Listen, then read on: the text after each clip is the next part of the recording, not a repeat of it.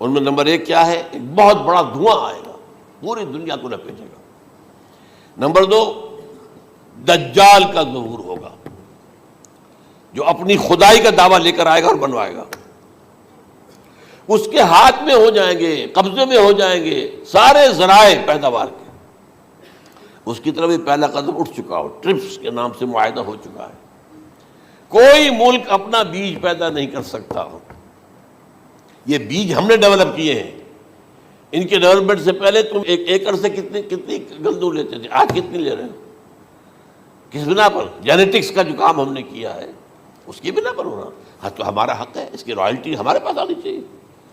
لہذا صرف ان اداروں سے، ملٹی نیشنل سے خریدا جائے گا بیج، اور بیج بھی وہ دیں گے وہ کہ جس سے جو فصل اگے گی وہ بیج نہیں لا سکتی، وہ بیج کا کام نہیں کر سکتی۔ جیسے آپ کو معلوم ہے کہ آپ کے ہاں جو گوشت کھایا جاتا ہے مرغے کا، تو مرغا وہ جو ہے، اس میں مرغا ہو یا مرغی ہو، اس کے اندر کوئی وہ کیفیت ہی نہیں ہے۔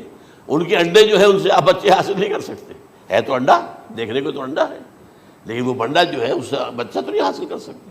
ایسے ہی وہ گندم کا بیج دیں گے، نظر آئے گی گندم، لیکن اس کے اندر وہ صلاحیت نہیں ہے کہ اس سے جو فصل اگے گی اس کا نتیجہ جو ہے وہ بھی آپ لے سکیں۔ یہ ہونا ہے، اللہ جانے، قدم اٹھ رہے ہیں ادھر۔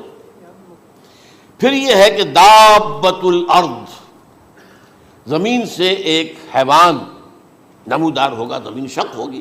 ابھی میں کہہ رہا ہوں خرق عادت ہے، یہ چیزیں وہ نہیں ہیں جو ہماری کسی حساب کتاب میں جو باتیں پہلے آئی ہیں وہ تو حساب کتاب میں آ رہی ہیں، ساری سمجھ میں آ رہی ہیں، ساری چیزیں مشاہدہ ان کا ہو رہا ہے۔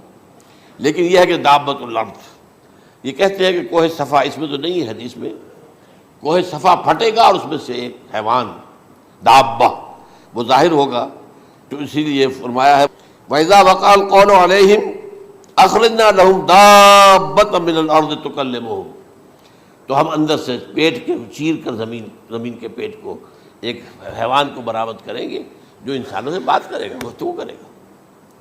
نمبر 4، طلوع الشمس من المغرب، یہ بھی خرق عادت، سورج تو طلوع ہوتا ہے مشرق سے، غروب ہوتا ہے مغرب میں، لیکن اس وقت معاملہ الٹا ہو جائے گا۔ یعنی جو کائنات کے اندر جو گڑبڑ ہوگی کچھ سمجھ میں بات آتی ہے کہ یہ معاملہ جو ہے، یہ تو اس پورے سولر سسٹم کو اگر بدل دیتے ہیں تو مشرق مغرب ہو جانا، مغرب مشرق ہو جانا، یہ سمجھ میں آنے والی بات ہے۔ اس کے بعد ہے عیسیٰ ابن مریم کا نزول، جس کے بارے میں آج میں نے گفتگو کی ہے تفصیل سے۔ یہ نزول ہونا ہے، یہ علامات قیامت میں سے حضور نے بیان فرمایا ہے، اور قرآن مجید کی جو اصطلاحات ہیں اس کے حوالے سے میں نص قطعی جو ہے وہ میں آپ کے سامنے رکھ چکا ہوں۔ پھر یاجوج ماجوج کا ایک معاملہ ہے، یہ میں ابھی اس وقت زیادہ اس پر بات نہیں کر سکتا۔ حضرت عیسیٰ علیہ السلام کے نزول کے بعد 2 کام ہوں گے، یہودیوں کا قلع قمع ختم، تمام یہود، ایک کام تو یہ ہونا ہے، اور نمبر 2 عیسائیت کا ختم ہو جانا۔ عیسائیت کی نفی کر دیں گے، بھائی تم مجھے خدا کا بیٹا بنائے بیٹھے ہو، میں تم خدا کا بیٹا نہیں ہوں، میں تو اس کا بندہ ہوں، رسول ہوں، میں نے تم سے کب کہا تھا کہ مجھے خدا کا بیٹا بناؤ۔ نمبر 2 یہ کہ وہ خنزیر کو قتل کر دیں گے، یعنی یہ تم نے خنزیر کب سے کھانا شروع کر دیا؟ میں تو تم کو نکاح اجازت دے کر گیا تھا، یہ تو شریعت موسوی میں حرام تھا، اور میں کہہ کر گیا تھا کہ یہی شریعت تم پر لاگو رہے گی، ہاؤ کم؟ تم نے کیسے یہ؟ آج بھی بہت سے رومن کیتھولکس جو ہے وہ سور نہیں کھاتے، وہ اس میں ہے ان کے اندر کچھ نہ کچھ بات جو ہے جو حضرت عیسیٰ کی تعلیمات کا کچھ اثر ان کے ہاں ہے۔ میں تو ایک مرتبہ، یہ 1971 کی بات ہے، 4-5 دن کے لیے برسلز میں رکا تھا، اس لیے کہ وہاں مجھے ایک صاحب نے خط لکھا تھا کہ وہاں ایک نوجوان ہے، ابھی اس ایمان لایا ہے، اور اس کے کچھ مسائل ہیں، ہم کوشش کر رہے ہیں ان کے مسائل حل کریں، آپ بھی جا رہے ہیں۔ میں انگلینڈ جا رہا تھا تو واپسی پر آپ ان کے ہاں چند دن ٹھہرے، میں حیران ہوا۔ ویسے اس نے مجھے اپنے گھر ٹھہرایا نہیں، اس لیے کہ ماں باپ تو اس کے کرسچن تھے، اور پولیس کا چیف آفیسر اس کا باپ تھا، چیف آف پولیس فورس۔ اس نے مجھ سے 1 دن کھانے پہ بلایا، میں ہوٹل میں ٹھہرایا مجھے، اس نے کہا آپ اطمینان سے یہاں کھانا کھائیں، اس گھر میں نہ آج تک کوئی شراب کی بوند آئی ہے اور نہ ہی کوئی بوٹی آئی ہے سور کی۔ رومن کیتھولکس، اب اکلوتا بیٹا تھا یہ، عبدالعزیز نے بعد میں رکھا، وان کینٹر اس کا نام تھا، جو کہ اوریجنل تھا۔ پھر اس نے نام رکھا عبدالعزیز وان کینٹر، پرانا نام بھی بہرحال رکھا.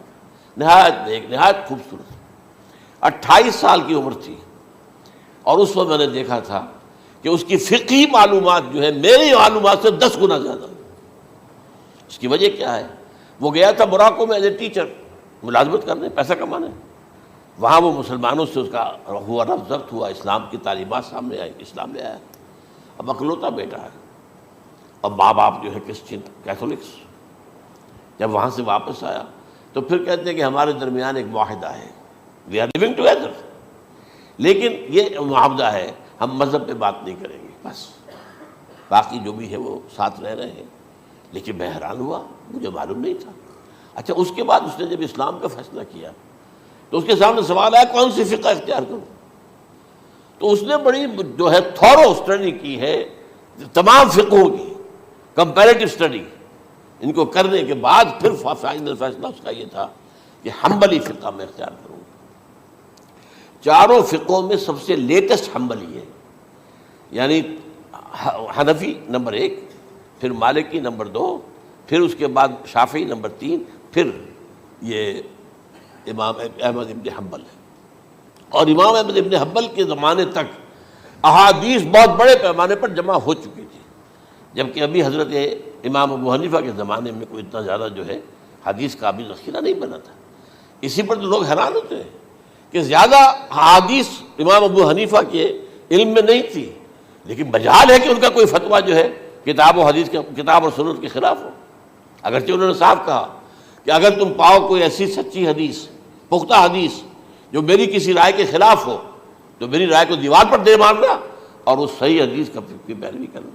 لیکن ویسے اس کے بعد یہ کمال یہ ہے کہ بہت ہی کوئی شاذ معاملہ ہے کہ جس میں ان کا کوئی فتویٰ وہ کتاب و سنت کے منافی ہو یا سنت کے منافی ہو. کتاب پہ تو سوال پیدا نہیں ہوتا، کتاب تو ساری ان کے سامنے موجود تھی.